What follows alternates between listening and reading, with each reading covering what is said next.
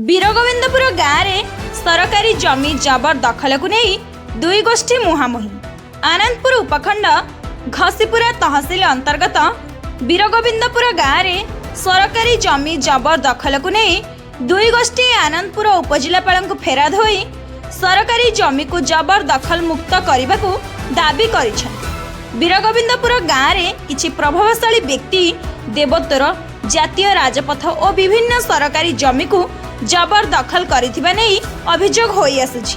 एने गाँवर दुई प्रतिपक्ष गोष्ठी पक्षरु आनंदपुर उपजिलापाल को भेटी अभियोग करिसेंति।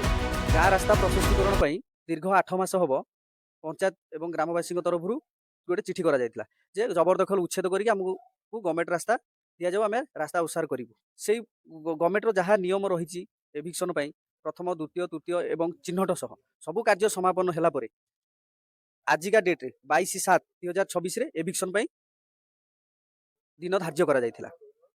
काली संध्या बेले तहसिल ऑफिस तरफ पुनश्च चिठी गला जे 22 तारिख दिन आउ से जबरदखल उच्छेद हेबो नै एवं से चिठी रे मध्य परवर्ती को डेट रे उच्छेद हबो बोली कि सेमिति किछि मेंशन नथिला, जहा फल रे आमर प्रशासन प्रति जो आस्था भरोसा जो थिला था तुटी तुटी जाउछि। खुद सरपंच गोटे 5000 लोकंकर प्रतिनिधि एवं ग्रामवासी प्रशासन को बारंबार अनुरोध करने सहित कार्य विलंब गोटे लोक जे कि गोविंद चंद्र माझी अन्य लोक माने किछि किछि निजर जगह छाड़ी देलेनी। मो ना हरिशंकर माझी। आम गाँव रे वीरगोविंदपुर रे बहुत लोक मंदिर जगह बहुत देवस्व जगह सब माड़ी बसुँच।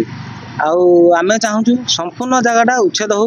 आम गाँव सरपंच दिलीप कुमार माझी तांको बापा ना है लक्ष्मीधर माझी से माने आमर पारिवारिक उद्देश्य रखिकी जड़े दी जन को उद्देश्यमूलक भाव में भांगापी प्रशासन चाप पकईकी से सब करने चाहूँ कि आम चाहूँ संपूर्ण रास्ताटी आमर यूपी स्कूल कतरू आमर हनुमान पात्र साई दे हनुमान छक पर्यंत संपूर्ण जदि आमर बाहरी डेमार्केशन हुआ से स्कूल छुआ आम्बुलांस सबकि यातायात सुविधा गमनागमन सुविधा हो पारना।